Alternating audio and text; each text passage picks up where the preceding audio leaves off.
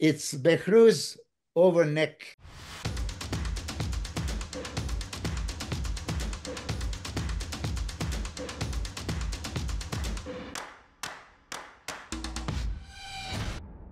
What's up guys and welcome. You are watching Fazi Fitness. So let's start this video with 8 weeks out physique update of the Iranian phenomena, who not only won just one show, but two shows back to back this year. And that is Behrooz Tabani, who won the hearts of the entire bodybuilding community this year. He won Italy Pro with perfect scores against Nathan Diesha. And then he went on to win the mighty Dubai Pro against William Bonac, Nathan Diesha and Rubel Mosquera. So that $100,000 prize money, that must have been the biggest reward that he got after he started competing as a professional bodybuilder. So his victory at both these shows, that wasn't even slightly disputed, especially the package that he brought at this year's Dubai Pro. That was so damn impressive. So he had the best balance between his upper and lower half ever since he started competing. And if he continues to get better at this pace, if he continues to put on more mass, especially in his lower half, he is gonna be a real force to be reckoned with in the upcoming years, especially in the first call out at the Olympia level.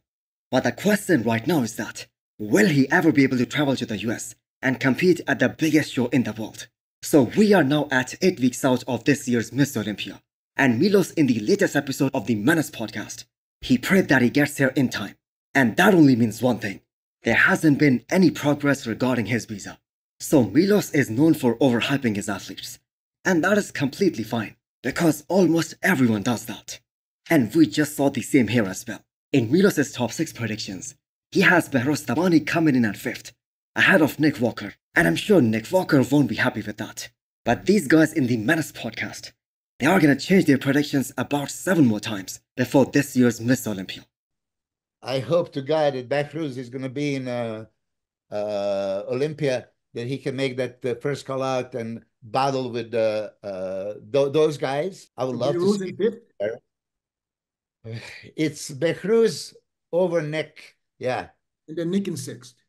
yeah. So if Behrooz Tabani actually gets to the US and he gets to compete at the Olympia stage this year, you can bet on one thing: he is gonna be one of the most conditioned and shredded guy up there, right after Hadi Choopan. Because ever since 2021, he has never stepped foot on the stage while not being conditioned. Next up, we have an update from Wesley Visors.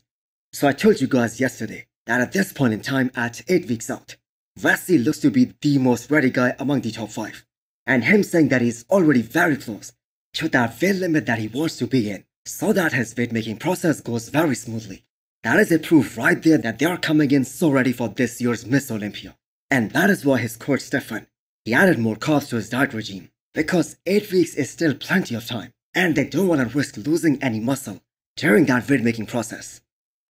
Good morning, guys. Well, we hit a new low body weight today, and my coach, Stefan Kienzl, has ordered 300 grams of extra carbohydrates for the muscle. And you can see a little bit, the skull face is starting to appear again, because we're relatively close to the weight limit compared to how many weeks out I am. So all the training and the physique updates that Wesley has shown us, especially after this year's Arnold, he has been insanely ripped for months on end.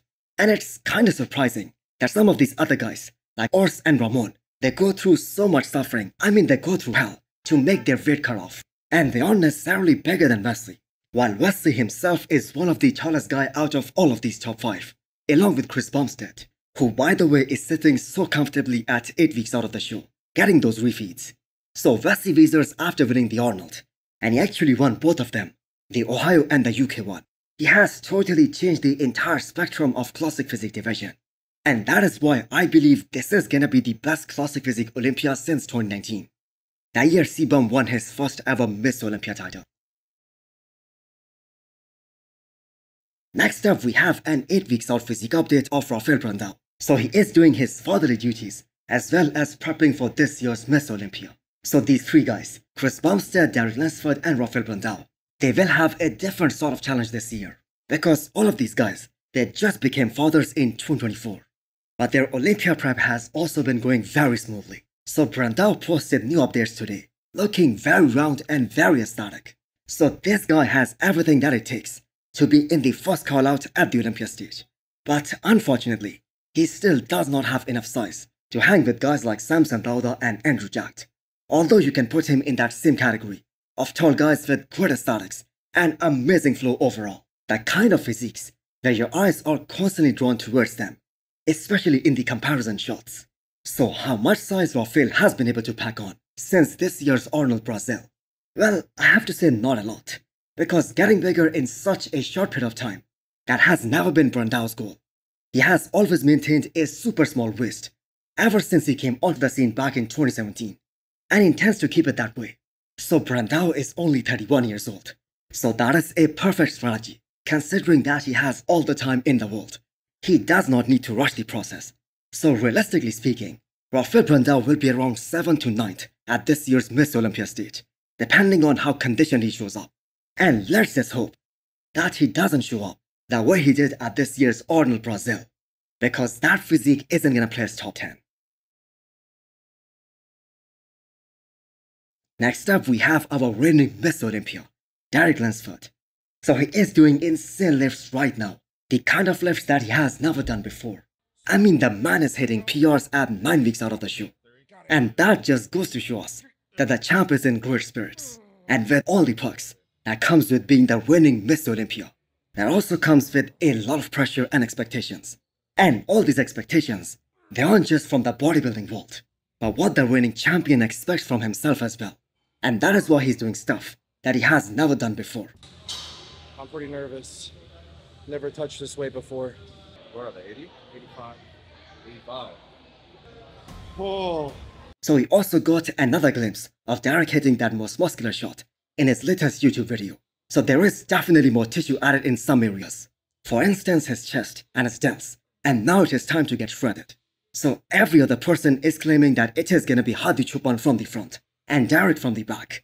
But that is based on this year's Hadi Chopin version that we saw at the Arnold Classic Ohio. And we haven't seen the final package of Derek this year. And I believe that is gonna be far better everywhere than what we saw last year. And then we can draw a fair comparison on who is better from every angle. So can't you guys believe what would have happened if Derek did not do the Pittsburgh Pro guest posing back in 2022?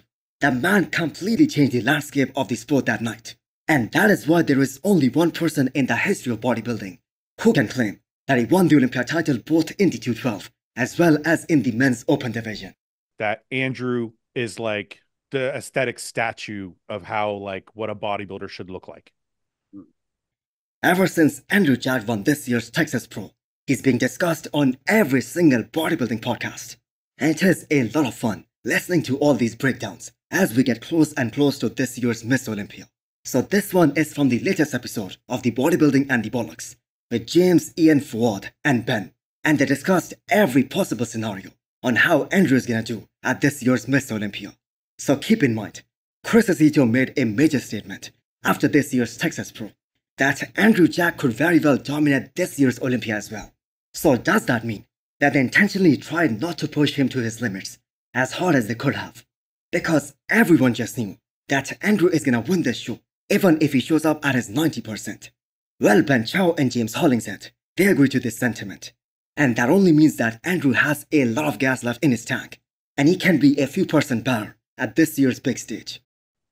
I was talking to Chris Psycho for quite a minute before prejudging, actually, backstage. We were chatting for about 30 minutes. So I don't want to be like overstep and stuff, but I think he's got more in the tank. I don't think they had to wring him dry for this. Dude, I think he was pretty chill with his prep. I saw him in the Netherlands and he was pretty mellow, still doing all the normal, hey guys.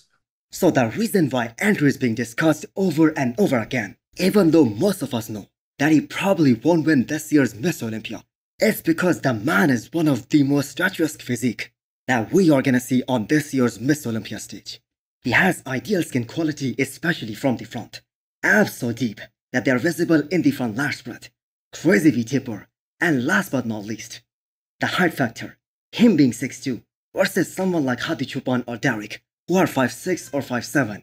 And what's even more important than that, how the judges felt about Andrew at this year's Texas.